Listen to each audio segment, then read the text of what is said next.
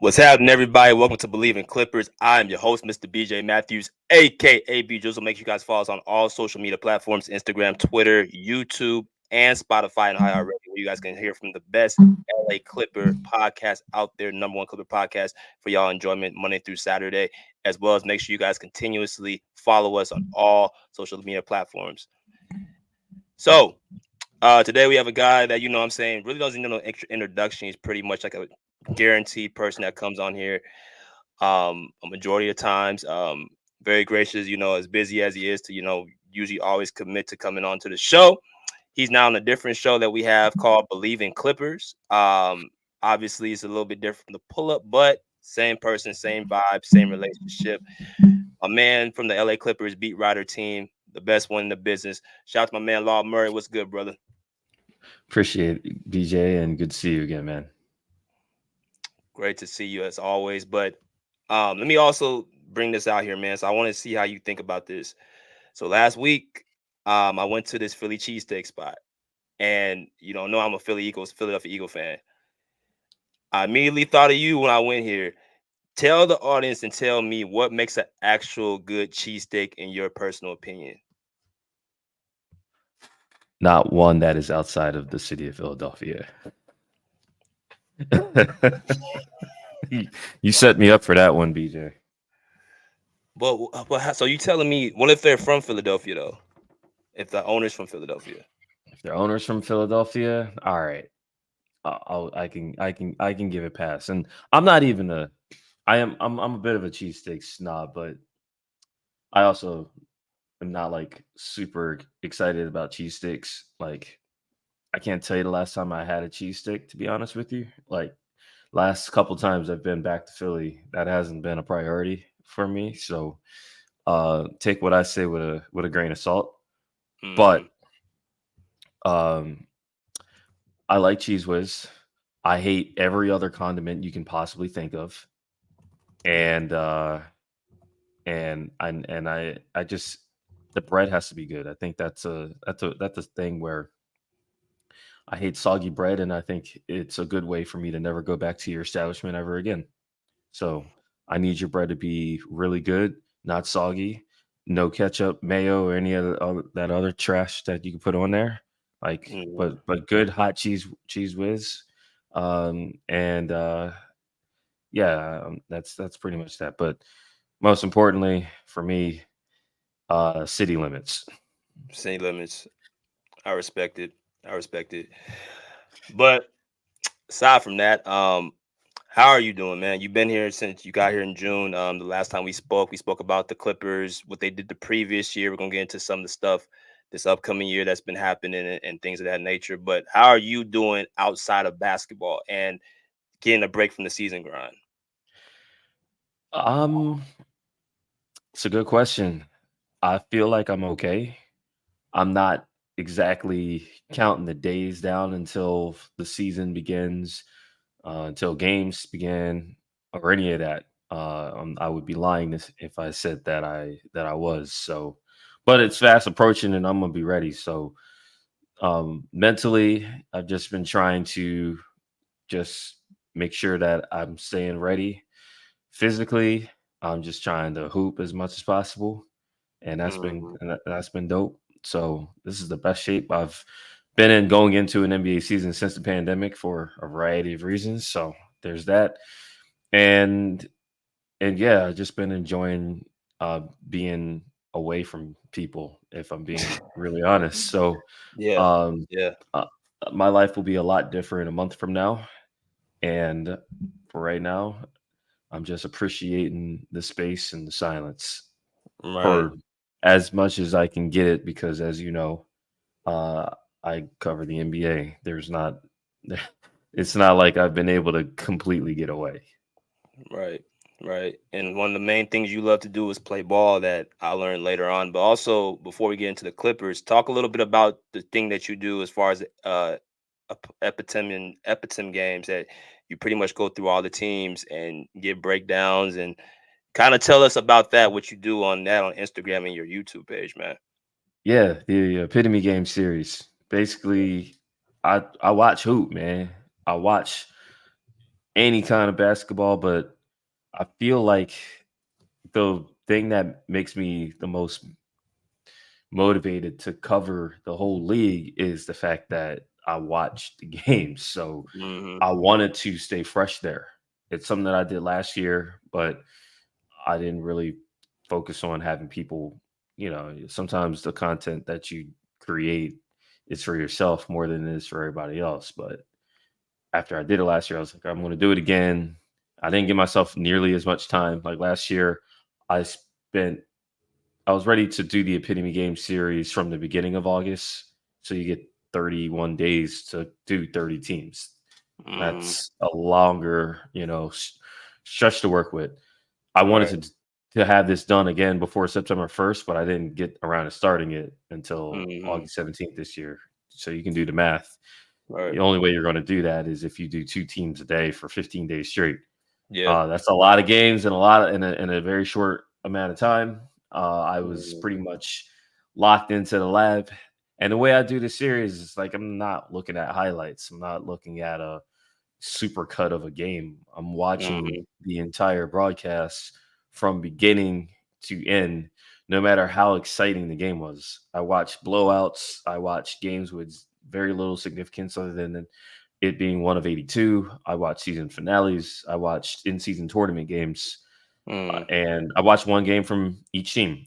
There were some instances where I watched the same team twice because one team was an example of one of their worst games, and then that same team was an example of the thing they did um, at a high level.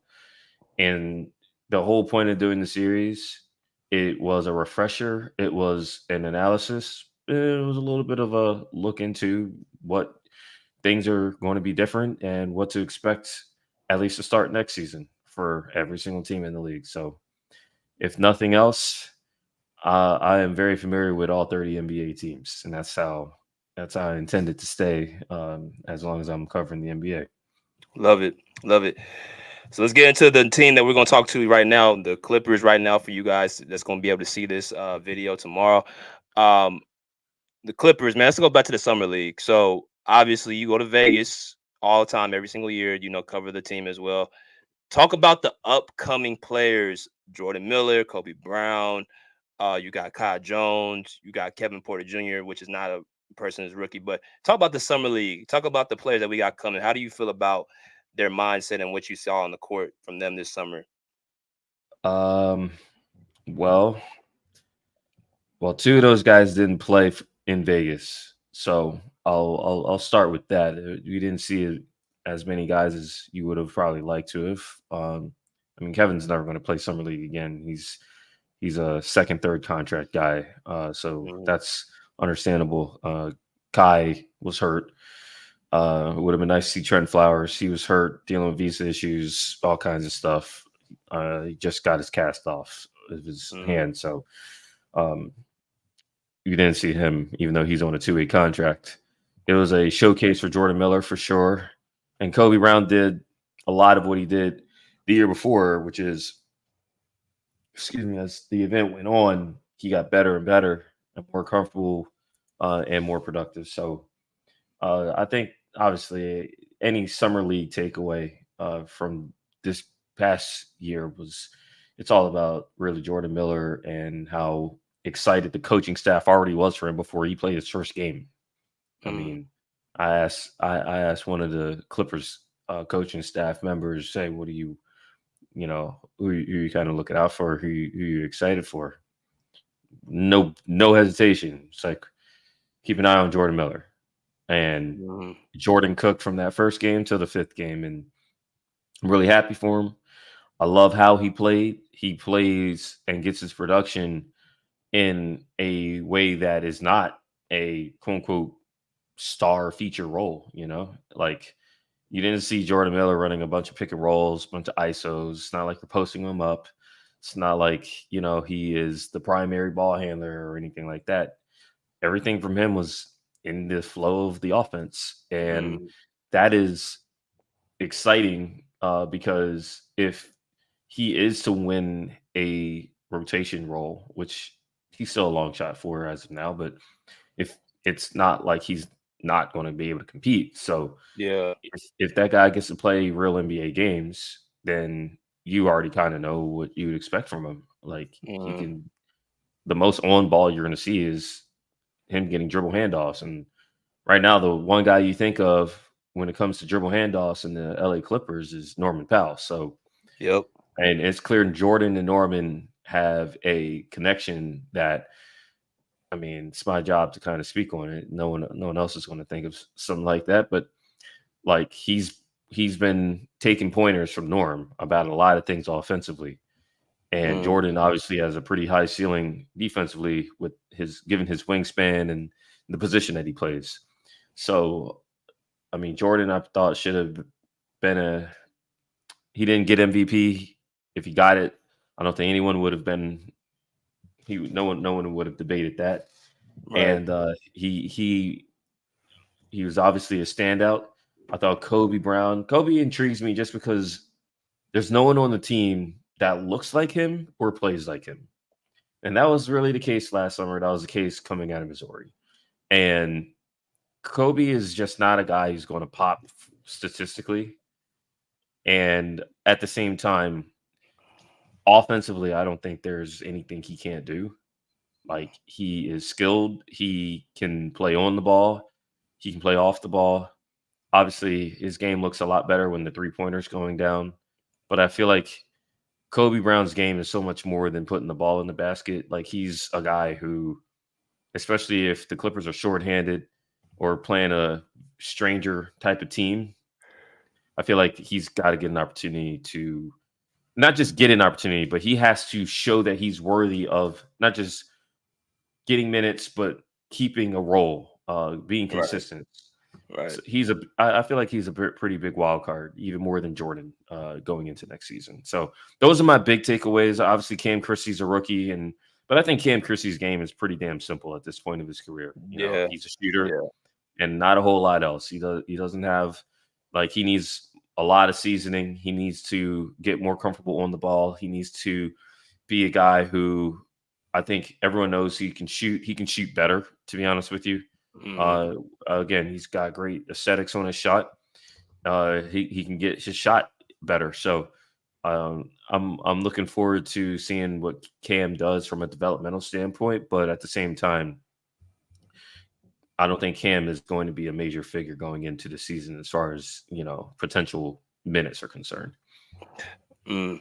Well, I want to show you the roster that we have right now. So, speaking about what you said, so Jordan Miller is obviously the guy that we're looking to bring in, and you said he's going to be fighting for minutes. I feel like we have a team full of a lot of the same players. We have a lot of guards on this team, and we have some two-way wings. Of course, with Kawhi, you got Nico coming back. You got Amir Coffey still there. When you look at the roster in general, do you see couple questions? Do you see also that there's a lot of guards on the team? You got Chris Dunn, you got Bones, you got Harden, you got T Man, you got KPJ. That's five guards that you would say about, and you got Norm, six. So it's like, what is up with them having a lot of guards on this team? Do you think there's possibly a trade that they're looking to move around, All-Star break, or do you think this is something that was by design? It's like, okay, well, yeah, we got a lot of guards. That's how we want to play. Like, I don't like a lot of guards on the team. I think, well, there's two guard positions. There's first string, second string, third string. I think they have enough guards, to be honest with you. Not all those guys have to play. So I think depth is important, especially considering the age of and durability of some of those guys. Like, maybe not everyone plays every night, but I think everyone's going to get a chance at some point, and they all need to stay ready. And so James Harden's your starting point guard. You're going to play through him. No one's going to touch the ball more than James next season. Terrence, I think, is a front runner to start, and Norman Powell is the most important reserve. Those Hmm. I can see a scenario where those roles get flipped, but I wrote this week about how I believe that Terrence is a guy who should start, and how Norm is a guy who I think should continue to be in the six-man role and will play a lot of minutes and take a lot more shots and be asked to score a lot more than he did last year. Chris Dunn, just look at the contracts. Chris Dunn got a multi-year deal and was traded to be acquired by the LA Clippers, and he's going to be their backup point guard. He's going to be Russell Westbrook's replacement. He's going to be in the rotation. He'll play. As far as Bones and Kevin Porter Jr., I think Bones is your third string point guard. I think every team should have 3 point guards. Your starter, your backup, and if something happens to one of those guys, someone who can step in and play competent NBA basketball. And if Bones is your third stringer, well, that's the same role he was in last year. As far as Kevin Porter Jr., a guy who's been a starting point guard in this league, albeit not on a good team. I think with Kevin didn't play in the NBA last year. Yeah. And I am anticipating that he'll be disciplined by the league and won't start this season playing either. And with all that under consideration, I feel like I can see a scenario where he's out of the rotation and begin the season. Because when you begin the season with the guys who are available to play. Simple as that. I don't think Kevin will be. I think Kevin Porter Jr. is behind every other guard on the team, simply for the fact that every other guard on the team was on the team last year. You know what I mean? But Like, so let me ask you this what it is. question: Do you think though that's a good point you just made? But do you think off of his ability that he will stay there? Do you think he can take a position of possibly Norm or possibly uh you know um Chris Dunn or these other guards who are in the second string? Because me personally with KPJ when he was playing, man, dude has so much talent and so much ability. So do you think he can come in rotation and take and be in that first second string? As a starter, no. As a backup, it's a possibility because those guys are going to have to perform. I think Chris Dunn is going to get the first opportunity to play, but Okay. Chris Dunn's track record is such that he has to maintain that level of play, or he'll be vulnerable to other guys getting opportunities. I think that's going to be the case throughout the entire season. So I think you have to look at it as who's going to start the season as a starter, as a player who's in the rotation in the second string, and then how does that develop over the course of the year? And there's a lot of different things that can change that. There's performance, there's individual performance and team performance. So those are 2 things. And there's injuries, Mhm. things happen. We see guys get hurt all the time. It's basketball, contact sport. And no one in this league plays all 82 games as far as like multiple guys on a team. Like stuff Mhm. happens.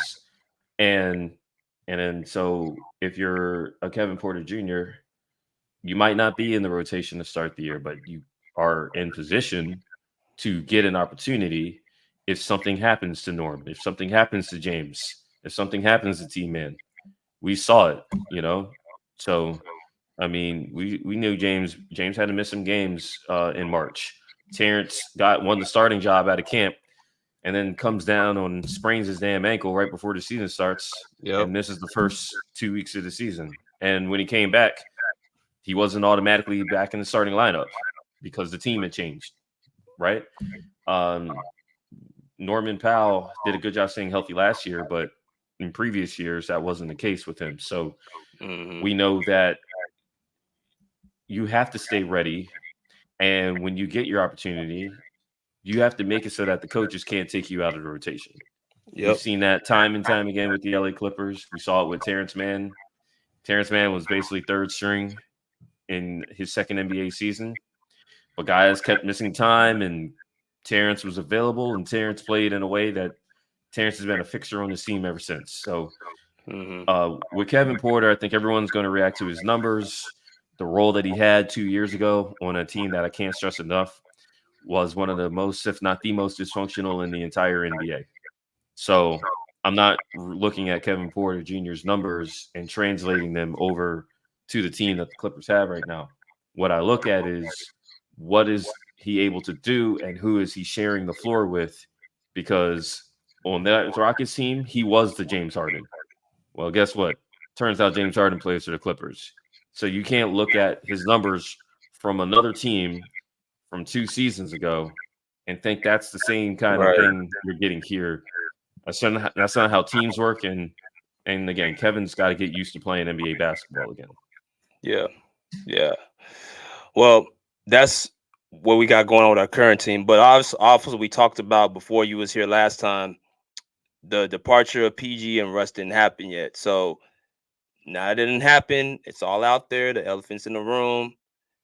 I want to give your personal perspective of why do you feel like it didn't work between PG and Russ being here, and how do you feel about his departure? Were you expecting it? Were you surprised, or what were you? What did he give you the feeling this year? Like, how is his what his mindset was, for the season?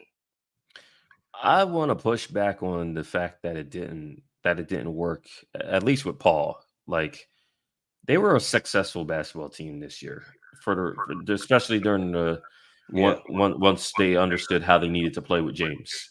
Hmm. And I just feel like Paul obviously wasn't in the role that he would have wanted to be in. Like, that that is a very thin line with Paul. Obviously, like, he doesn't want to handle the ball too much, but he doesn't want to be too far removed from being involved. Yeah. And I think that was a tricky balance all year. Hmm. There were moments where he killed that role, and then there were moments where he struggled in that role. And obviously, in the playoffs, he was asked to step up and do more and play with James a lot. And it just, he was going up against a defense that took Paul out of it mentally and physically. So that was a struggle. But as far as what happened and why he left, it's really simple. He got his money from a team that was in a position to give him that kind of a money while still being a competitive team. I think the playoffs would have been a swing factor in Paul's decision, but you see that the playoffs resulted in Kawhi not being available and Paul again not being able to rise above the expectations that he needed to fulfill over the course of an entire series. I thought there were moments where he played really well, but obviously the most important moments in the series was game 5 and 6. And game 5 and 6 didn't look good on anybody wearing a Clipper uniform, especially on the offensive end of the floor. So, um, but I'm going to push back on it being a failure as far as Paul not producing. And so Paul's on another team. As far as Russ goes, I think Russell Westbrook could even tell you from a mile away that he wasn't going to be in the best situation to be himself once James got to the team. They tried to start both Russ and James at the same time, and that resulted in them not winning a single game starting together. That just was that was a failure. Russ had to figure out his role in the second unit, and I thought he did that. And the playoffs, it was as simple as they had to lean into James, and that canceled Russ. It canceled because James played a lot, and there was not a lot of minutes where Russ got to be the guy as a primary ball handler Hmm. in the playoffs. And that's not the best version of Russell Westbrook. That's not how Russ wants to play. That's not how Paul George wanted for Russ when Paul Yeah. stuck out for Russ. Yeah. Yeah. I feel like the writing was on the wall once PG left. I kind of felt Russ was going to be right out the door because I don't know what you saw more so. You could kind of tell better than me when you were in the locker room. You're in the post games and stuff like that. It just felt like PG, like when he said on the podcast, is what I was reading. He just did not feel like he was getting the best, best ball for it. He's had to basically change his game up more than anybody else. I feel like James pretty much came into a situation where he has the ball in his hands. Coach Lou trusts him with the ball, so he's kind of come into a situation where it's just like he don't really have to sacrifice nothing. Even the first few games of the season, they basically had him off the ball. They saw it didn't work. They said the only way we can use James at his most effective is he has the ball in his hands more than anybody else. Well, obviously, PG, he doesn't like to, be the primary point guard, but when you completely take the ball out of his hands, you're basically isolating him and putting him in a situation like a box where he's just, standing in the corner. And I saw the body language at the, all-star break. I saw his mood change, and then you factor in the contract. I just think it was just like, I don't know, man. I'm one of those people that said I kind of see what he's talking about. A lot of Clipper fans push back, but I see what he's talking about. What he did, what it was best for him. Yeah, and that's the thing. It's like, I think the negotiations pretty much came down to this: the Clippers they had an idea of what they could give Paul, especially in this new CBA. And Paul had an idea of what he could get and where he could get it from Yeah. if he got to be a free agent. And the number stayed where it was for the Clippers. You know why? Because the Clippers were prepared for if Paul were to leave. Like when Mhm. Paul left, it's not like they were left like unprepared and hadn't talked to nobody, no contingency plan. They wanted Paul, but they weren't going to trade him to Golden State. And if Paul didn't take their number, and he didn't, because again, the Sixers were the rare team that had a max contract spot and was not a terrible basketball team. Like there weren't that many teams with cap space. The Sixers were a team with cap space, ironically, because Mhm. of the specific trade that was made. You Right. know, they got Batum, Covington, Marcus Morris, and Kenyon Martin. All those guys were free agents. And Marcus Morris actually got traded in the middle of the year. They get Buddy Hield back, and Buddy Hield was also a free agent. You open up Right. all that space. Embiid's the only one on contract. Maxey was already going to get his money, and then with Paul, there you go. I just feel like the Clippers knew what they were doing. That's why Derrick Jones Jr. is on this team. That's why Nicholas Batum is back Yeah. with the Clippers, and that's why you have guys like Chris Dunn to fill out your rotation. Russell Westbrook. I mean, look, the front office they had their idea of what kind of point guard they wanted, and they were happy to have Russ while it made sense for the team and the dynamic of the team that they had. With Paul gone, even with Russ picking up his player option, the front office they were like, this is the team that we are building, and Russ wasn't a part of that team. Mm. So that brings me to this. So you said Derrick Jones and you said Nicholas Batum. How? What is your feeling this upcoming year? Now, do you think they'll be more looked at as because we're not being talked about as a contender right now? But do you think it's a team that's looked at to be in a play-in, look to be a top 4 to 6 seed? Are they going to surprise some people? Is Kawhi going to finally be healthy in the postseason? I don't expect him to play as much in the regular season, but I do think this might be the year where he's actually healthy. What is your provisions on this team, and what type of team are they building? What are they trying to accomplish with this squad? Well, they need to be a team that is much better defensively. And by much better, I mean much more consistent defensively than they've been in really the previous 2 years. Previous 2 years, they were average at best, and that's just not going to cut it next season. If they're an average defense next year, they'll be out the playoffs.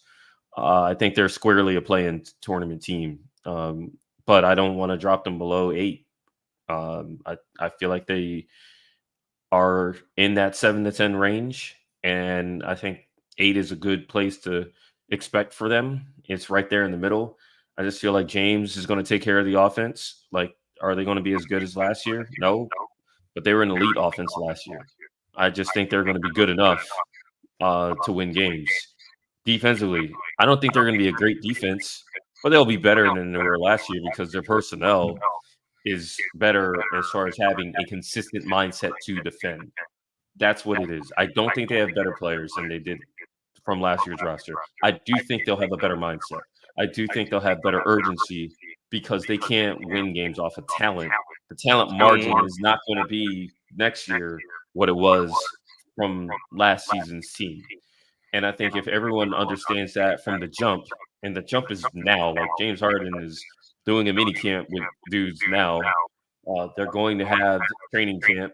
They're going to have these preseason games without a cloud hanging over their head that a massive trade will be coming. That was the case last year, preseason. Everyone knew James Harden was in the chat. You know what I mean? Yeah, yeah. That trade didn't happen until the end of October going into November. Like the Clippers aren't going to have that hanging over their heads. So at the very least, are they as talented? No. Will they be more together? They have a chance to be more together next year. They don't have as many agendas next year. There's still going to be some agendas, but not as Yeah. many. And that's the team that they're building. That's why Derrick Jones Jr. is important. That's why they brought in guys like Batum and Dunn. They're going to be better at the point of attack defensively. they're going to understand that if they're going to win games next year and compete in the West, they have to do it starting on the defensive end.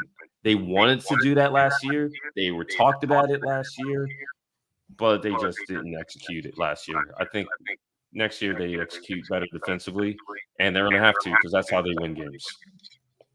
Right. And see, that's the mindset that they picked up all these guys, a bunch of guys, like basically who are more so defensively impacted. Derrick Jones Jr., Chris Dunn, even KPJ, as talented as he is off defensively, he's actually a pretty, I would say, respectable defender. You brought in, you still got Amir Coffey still here, and you brought in guys like Mo Bamba who can help out as far as the interior. So I feel like they're going all straight defense, and then you add Van Gundy into the mix. That's another thing. Defensive guru, defensive guy. Talk a little bit about Van Gundy and his impact right now. You think he has some type of hand into what they're trying to do? Absolutely. I mean, Dan Craig's not there anymore. Dan Craig was the associate head coach. He was the defensive coordinator for Tyronn Lue for 4 seasons. And Dan brought a lot of versatility to that defense. They were not the kind of the best thing about the Clippers and their coaching staff is the adjustments. Everyone always talks about the adjustments. Well, adjustments is a lot of what you do defensively. It's adjusting to the team that you're seeing, especially after a game starts, and being able to do things to slow them down because more than likely you're the team that needs to change the games to give yourself a chance to come back and win. Exactly. And so Dan was really good at that. But the Clippers have a deep staff, so Jeff Van Gundy is going to be a big part of refreshed energy. BJ, you played basketball. I played basketball. You know, the voices can get stale. Not even because guys don't like each other. It's just you need to refreshing your message as a coach. Yeah. Every coach who's been in the league for an extended period of time, multiple contracts, that doesn't mean they've had the same assistants from the beginning to the current part of their tenures. And so Yeah. Jeff Van Gundy is a superpower in that regard. He's been a head coach. He's coached in the finals. He's coached in big markets. He's coached superstars. But he's also been a grinder, an assistant. And just because he's been a broadcaster, he's been the broadcaster on the best games that you can put on TV. Literally NBA finals games. He's been in touch with the game. When you're a broadcaster, you meet with the coaches. You know, even when you're just calling the game, you have a feel for what's Right. going on in the league. Right. He wasn't on ABC, ESPN last year, but what he was on was Boston Celtics consulting staff. Yep. And what did the Boston Celtics do? Literally win a whole ass championship playing a style defensively where they always switch things up on you. I remember when the Celtics came to LA late December and they basically put Nimius Queta, who was playing more because Kristaps Porzingis was out. They're like, Yeah. well, let's just stick him on Terrence Mann because Terrence Mann was at the end of his shooting slump. Yeah. And, Yeah. what does that allow you to do? It allows you to protect the rim, but it also allows you to keep your big on somebody else and just mess the game up that way. It flummoxed the Clippers. So the Clippers got a firsthand look at what that might look like. When the Clippers went to Boston and beat the crap out of them a month later, it Yep. wasn't because the Remember. Clippers' offense was great.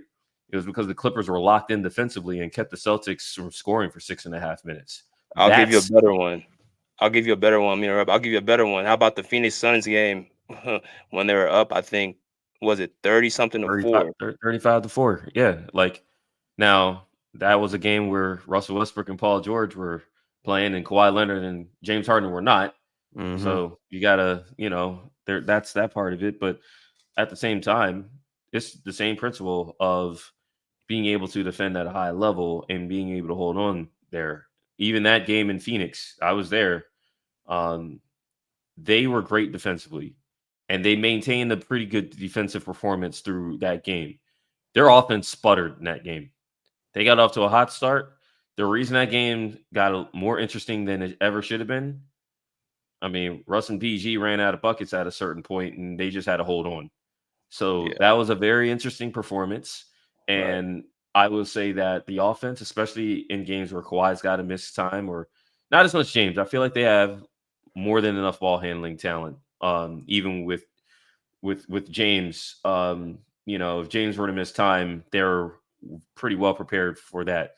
If Kawhi were to miss time, that's where things get a little bit interesting as far as where the buckets come from. But they're going to play through Kawhi and James. And it was Yeah. honestly, that's been the team that Tyronn Lue is used to coaching before Russ and before James. Like they were a 2-star team playing through Kawhi and Paul, and everybody else kind of just filtered in from there. So that's the thing that I feel like people who are going to project the Clippers are kind of dismissing. I feel like people are reacting to what they've lost rather than who they still have and how they've played pretty much Tyronn Lue's entire time coaching the Clippers. And that's a choice, and good analysts are going to make better Yeah. choices. I Yeah. pride myself on being that kind of analyst. So, but we can all be right or wrong, depending on what happens over the course of this season. All right, last message before we get you out of here, Law. What is the one message you got to give to the Clipper Nation for next season? What should they really expect next season? Um, in your words. Show up to Intuit Dome and be a real fan.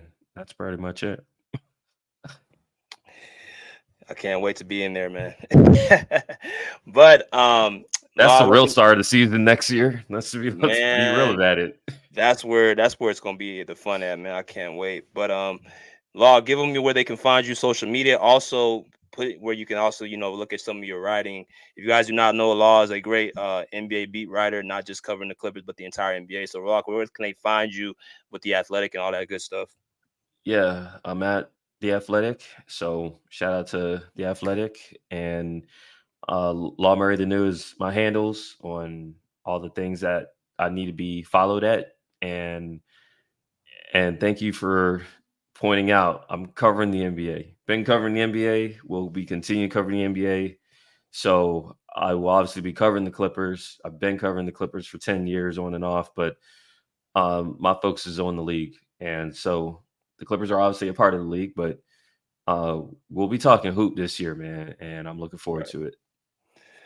Hey, y'all have it, man. LA Clipper beat writer Law Murray coming on for another time. We will be dropping this episode in the morning. Make sure you guys continuously follow us at Bleav In Clippers. And last but not least, we'll see y'all next time. Peace. Go Clippers.